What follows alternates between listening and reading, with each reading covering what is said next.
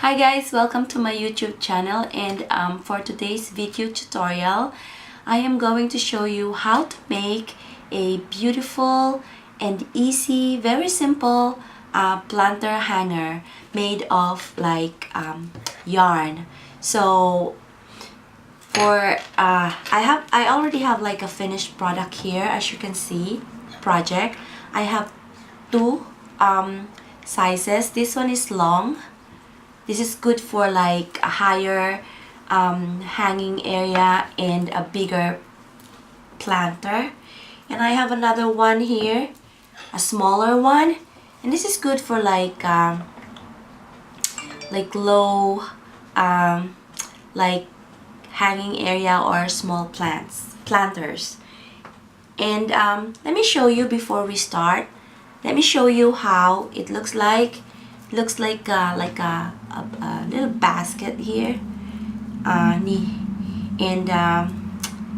let me put this plants over.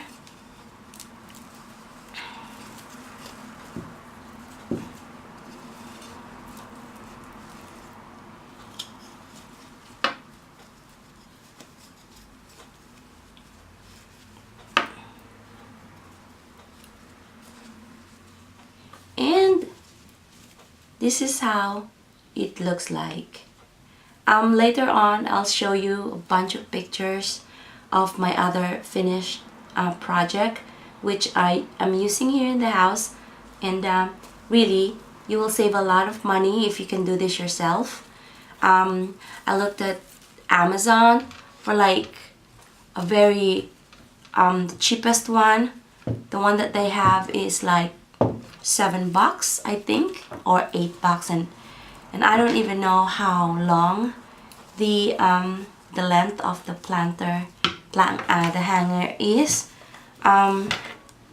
For this one you can make as long as you want it to be, but for this particular project I'm going to show you, we're going to stick on a certain number. And so first off, of course, you have to make like a slip knot. If you don't know how to make a slip knot, just wrap the yarn around your finger and just pull up like a loop, something like that, and there you have it, a slip knot. Next, you'll get your hook. It could also be good for like a practice for beginners for making like, you know, chains. And what we're going to do is just make sure that you have tension in your yarn, and just start doing 200 single crochet. So, or no, not single crochet, 200 single chain, I mean. So let me show it to you. So it's like, this is how I hold my crochet hook. You can hold your crochet hook anywhere you want, any way you want, whatever you're comfortable with. So for this tutorial purposes, I'm going to hold the hook like this way, much easier for you to see. So you insert your hook in this loop, yarn over, and then pull up a loop, and so it counts 1. Yarn over, pull, 2, 3, 4, 5, 6, 7, 8, 9, 10. And so since we're going to make 200, I'm going to continue chaining until I reach 200, and I'm going to get back to you. We chained 200 single chain. We are going to finish off.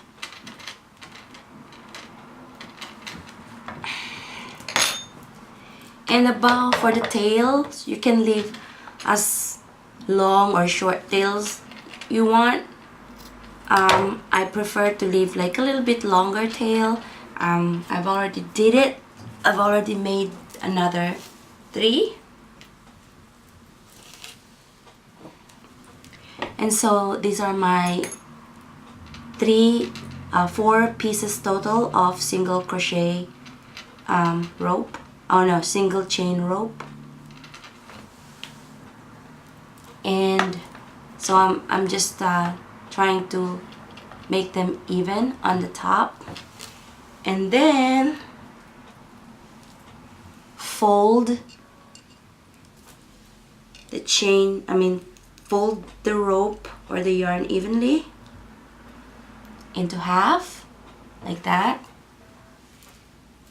and make sure that they don't overlap. They're like aligned or parallel with each other, because we don't want like this like bunch up. So we just want them to be like nice and aligned, and make sure that they're in the bottom, they're even. Well, you can see because of the different probably tension of the way I single chained, some chains are like long and some are like shorter, but it doesn't matter as long as majority is like they're like even. And so once you align them, you decide how big of a hole you want it to be for your hook, or for your hook, whatever.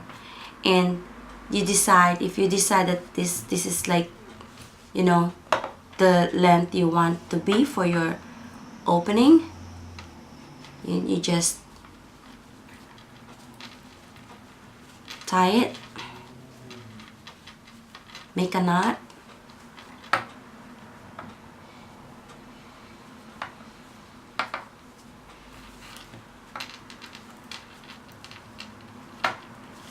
and there you have it. So as you can see, I did my first knot. So the distance between this here on top and this is actually depends exactly on you. I'm just showing you how, but it's all up to you for your preference.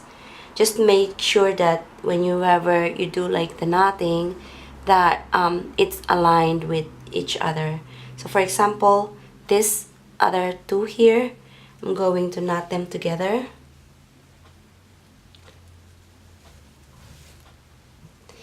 And I have to make sure that they are even in their spacing. So when I'm sure that they're even in the spacing, then I tighten it. So there you go, you got two. And then in the back, by the way, when you grab a yarn, make sure that they are like side by side and not like on top of each other.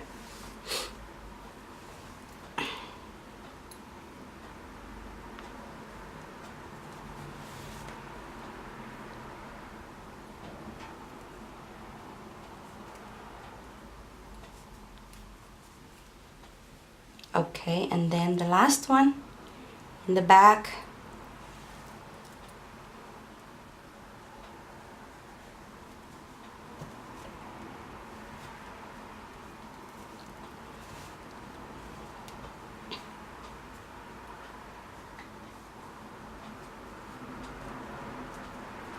So, got my first knots, and I'll do it again.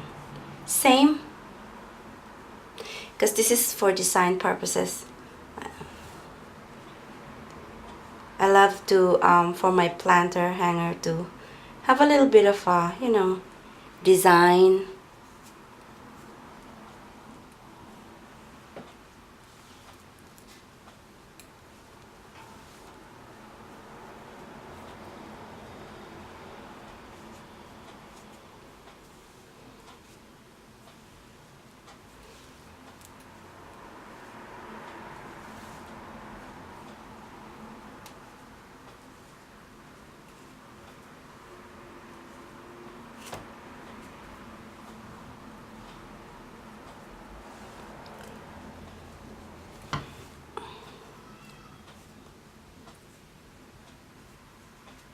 There you go. So now that I did this 2 knots, now it's time for me to connect. So what I'm going to do is I'll grab this and this, the one that I've knot separately, and I'm going to attach both. I don't know if you could still see me. Okay, so I'm going to attach them together.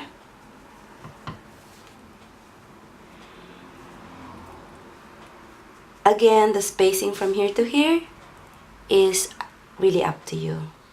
Just make sure that when you do the spacing that each of the ropes are aligned. So next, I'm going to this one, right? I'm going to grab this one and grab the other piece of the rope.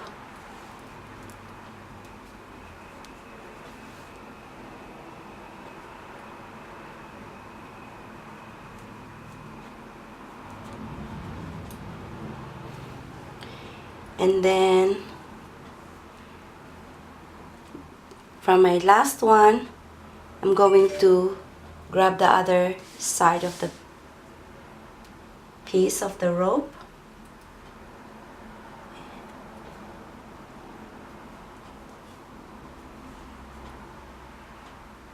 and tie.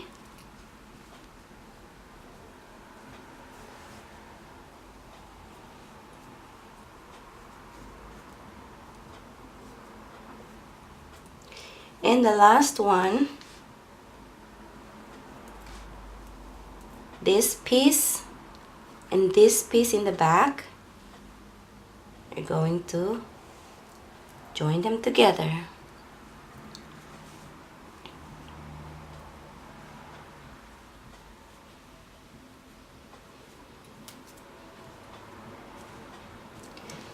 So now we've connected them, and what we're going to do is we're going to add another I'm sorry, I have cough.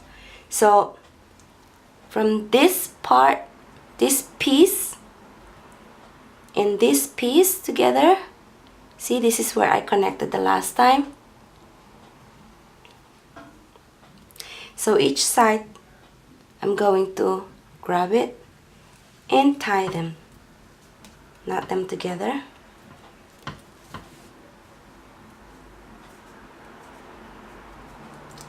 And again, this piece and this piece. So it's like you're creating a diamond pattern. See that? It's a diamond pattern.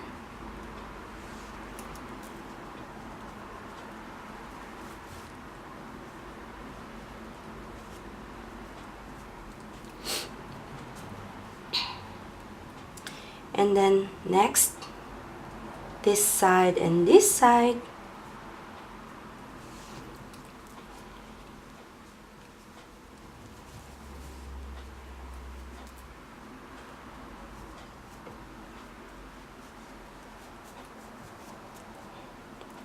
And the last one in the back.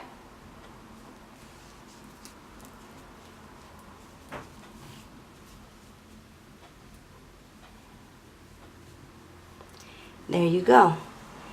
And it's up to you. You can continue when you're if your rope is long, you can continue for as long as you want. Just make sure that your first connection is like the height of your planter, because you don't want your plants to be like kind of wrapped by these ropes. So make sure that your first, when you first connect your rope together, this is the height of the plant, your first connection. And so I decided that this is all for me now, and so I'm going to. So I've decided that I'm done with this because I only have like a small size planter hanger. So you find like the shortest chain, right?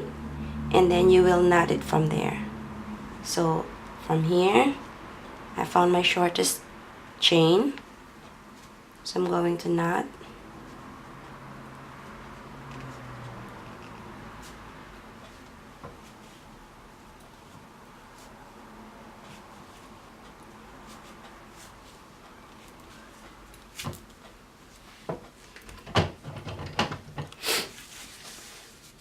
And so there you have it, guys.